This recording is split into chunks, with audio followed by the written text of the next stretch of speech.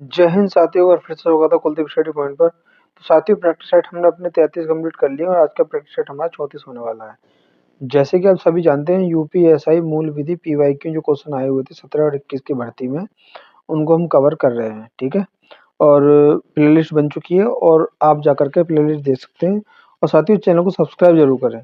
ठीक है, वीडियो अच्छी लगे तो लाइक और शेयर जरूर करें। ठीक है, चलिए पढ़ते हैं पहले क्वेश्चन, देखते हैं क्या कह रहा है। पहला क्वेश्चन कह रहा है हमारा कि सर्वजन सुखाय की भावना से प्रेरित होना लोकहित मामले का मुख्य लक्षण है। यह अभी निर्धारण किया गया है।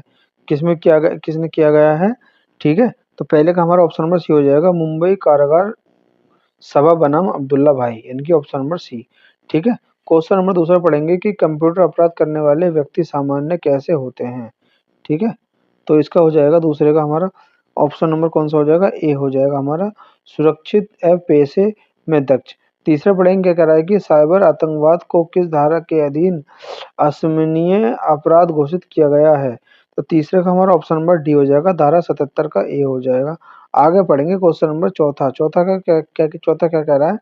चौथा कह रहा है साइबर अपराध सूचना प्रौद्योगिकी अधिनियम 2000 में किन अपराधों में विस्तारित किया गया है। तो 34 का कौन सा हो जाएगा? बी हो जाएगा, धारा 65 का 70 हो जाएगा, 65 से 70। आगे पढ़ेंगे क्वेश्चन नंबर 5 क्या कह रहा है कि सूचना प्रौद्योगिकी संशोधन अधिनियम 2008 के अंतर्गत डिजिटल हस्ताक्षर शब्द परिवर्तित हुए हैं।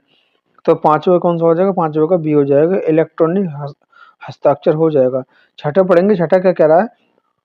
छठा कह रहा है कि राष्ट्रीय सुरक्षा अधिनियम के तहत सलाहकार बोर्ड के सदस्य ऐसे व्यक्ति होने चाहिए। ठीक है, तो इसका हो जाएगा ऑप्शन नंबर कौन सा हो जाएगा हमारा छठे का? छठे का हो जाएगा ए हो जाएगा हमारा, कौन सा? ए। इनकी बी सी और ए। ठीक है, डी नहीं। क्वेश्चन नंबर 7 पढ़ेंगे। 7 क्या कह रहा है? 7 कह रहा है कि लोक सेवा पर व्यक्तित्व असर डालने के लिए परितोषण को लाने के उपबंध भ्रष्टाचार निवारण अधिनियम के किस धारा में निहित है।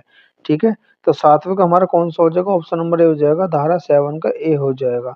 आगे देखेंगे क्वेश्चन नंबर 8 का कह रहा है कि किस धारा के अंतर्गत सर्वोच्चतम निर्णय पर निर्धारित को एक पक्षी कर निर्धारण कर सकते हैं। तो आठवें का हमारा कौन सा हो जाएगा? आठवें का ऑप्शन नंबर डी हो जाएगा हमारा, धारा 144 हो जाएगा। आगे पढ़ेंगे क्वेश्चन नंबर 9 क्या कह रहा है। क्वेश्चन नंबर 9 कह रहा है कि राज्य मुख्य सूचना आयुक्त राज्य सूचना आयुक्त की नियुक्ति कौन करता है। तो 9वें का हमारा ऑप्शन नंबर ए हो जाएगा, राज्यपाल। ठीक है, आगे पढ़ेंगे क्वेश्चन नंबर 10 का कह रहा है कि निम्नलिखित में से कौन सी सूचना उपयुक्त लोक सूचना अधिकारी से सूचना का अधिकार आरटीआई अधिनियम के तहत मांगी जा सकती है। ठीक है, तो 10वें का क्या हो जाएगा हमारा? 10वें का हमारा ऑप्शन नंबर हो जाएगा डी हो जाएगा, कौन सा हो जाएगा? डी हो जाएगा, इनकी पहला भी और दूसरा भी। आगे देखेंगे क्वेश्चन नंबर 11 का कह रहा है। 11 कह रहा है कि राष्ट्रीय मानव अधिकार आयोग जांच के दौरान या जांच के बाद कार्यवाही में उच्चतम न्यायालय या उच्च न्यायालय न्यायालय को ऐसे निर्देश आदेश या रिट के लिए अनुरोध कर सकता है। तो 11वें का हमारा कौन सा हो जाएगा? 11वें का हमारा ऑप्शन नंबर ए हो जाएगा, हाँ हो जाएगा।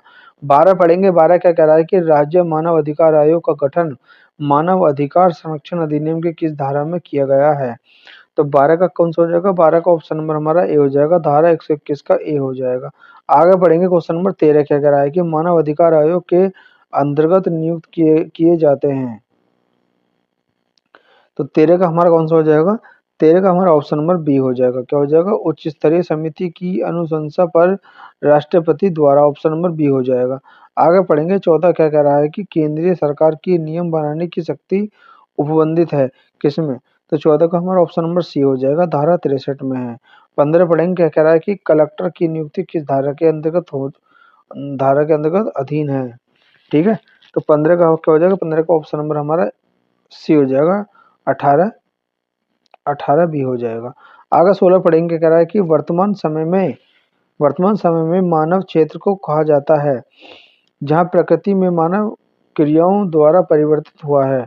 तो 16 का हमारा कौन सा हो जाएगा? 16 का बी हो जाएगा, 50% से कम। 17 पढ़ेंगे। 17 क्या कह रहा है हमारा? क्वेश्चन नंबर 17 कह रहा है कि पर्यावरण संरक्षण अधिनियम में न्यायालय अपराधों का संज्ञान कब ले सकते हैं। तो 17 का क्या हो जाएगा, 17 का ऑप्शन नंबर ए हो जाएगा, अपराध का संज्ञान परिवाद पर हो। ठीक है, ऑप्शन नंबर पहला हो जाएगा। आगे देखेंगे क्वेश्चन नंबर 17 के बाद 18 क्या कह रहा है। 18 कह रहा है कि यह यातायात संकेत का अर्थ क्या है इसका। ठीक है, तो 18 का ऑप्शन नंबर डी हो जाएगा, आगे खतरा है। 19 पढ़ेंगे, क्या कह रहा है कि यातायात नियमों को लागू करने का दायित्व निम्नलिखित में से किस पर होता है। ठीक है, तो 19 का हो जाएगा हमारा, 19 का ऑप्शन नंबर बी हो जाएगा हमारा, पुलिस पर होता है। आगे पढ़ेंगे क्वेश्चन नंबर 20 का कह रहा है, 20 कह रहा है कि मोटर वाहन अधिनियम के अंतर्गत अस्थायी पंजीकरण का उपबंध किया गया है। तो 20 क्या हो जाएगा हमारा, 20 का ऑप्शन नंबर हो जाएगा हमारा ए हो जाएगा, कौन सा, धारा 43 हो जाएगा। ठीक है, आगे 21 पढ़ेंगे कि एक संवैधानिक निकाय है जिसे अनुसूचित जाति के शोषण के खिलाफ सुरक्षा उपयोगों को प्रावधान करके और उसके सामाजिक, शैक्षिक, आर्थिक और सांस्कृतिक हितों को बढ़ावा देने और उसकी रक्षा करने के उद्देश्य से स्थापित किया गया है। तो 21 का कौन सा हो जाएगा, 21 का हमारा हो जाएगा ऑप्शन नंबर बी हो जाएगा, अनुसूचित जाति के लिए राष्ट्रीय आयोग। ठीक है, आगे बढ़ेंगे क्वेश्चन नंबर 22 का कह रहा है, 22 कह रहा है कि किशोर न्याय न्याय बालकों की देखरेख और संरक्षण अधिनियम 2015 की किस धारा में दत्तक ग्रहण किया का वर्णन है। तो 22 का क्या हो जाएगा, 22 का हमारा ऑप्शन नंबर डी हो जाएगा, धारा 56 हो जाएगा। आगे पढ़ेंगे क्वेश्चन नंबर 23 का कह रहा है कि घरेलू हिंसा से महिला संरक्षण अधिनियम के अंतर्गत संरक्षण अधिकार द्वारा सद्भावना पूर्वक की गई कार्यवाही के अंतर्गत कारित संभाव्य नुकसान के लिए संरक्षण का प्रावधान है। तो 23 का क्या हो जाएगा, 23 का हमारा ऑप्शन नंबर ए हो जाएगा, धारा 35 हो जाएगा। आगे पढ़ेंगे क्वेश्चन नंबर 24 का कह रहा है, 24 कह रहा है हमारा कि रिमांड किसे कहते हैं। तो 24 का क्या हो जाएगा, 24 का ऑप्शन नंबर सी हो जाएगा हमारा, कौन सा हो जाएगा, पहला और दूसरा दोनों। 25 पढ़ेंगे, क्या कह रहा है कि एक संज्ञेय अपराध विचारणीकरण है। तो 25 का कौन सा हो जाएगा, ऑप्शन नंबर डी हो जाएगा हमारा, इन सभी हो जाएगा, इन सभी के द्वारा, ऑप्शन नंबर ए, बी और सी के द्वारा। क्वेश्चन नंबर 26 पढ़ेंगे, 26 का कह रहा है, 26 कह रहा है कि किसी स्त्री के पति या पति के नातेदार द्वारा उसके प्रति क्रूरता या निर्दयपूर्वक व्यवहार करना किस धारा का अपराध कहलाता है। तो 26 का क्या हो जाएगा, 26 का ऑप्शन नंबर हो जाएगा हमारा सी हो जाएगा, धारा 498 के ए में भारतीय दंड संहिता। ठीक है, 24 पढ़ेंगे कि केवल जुर्माना से दंडनीय अपराध का अंतर्गत का क्या मतलब होता है। ठीक है, तो 27 का कौन सा हो जाएगा, ये हो जाएगा, धारा 155 हो जाएगा। आगे पढ़ेंगे क्वेश्चन नंबर 28 का कह रहा है, 28 कह रहा है कि एक 6 वर्षीय बालक ख के घर में चोरी करते हुए पकड़ा जाता है, उसे चोरी के अपराध में दंडनीय किया जा सकता है, धारा, सही धारा का उत्तर दीजिए।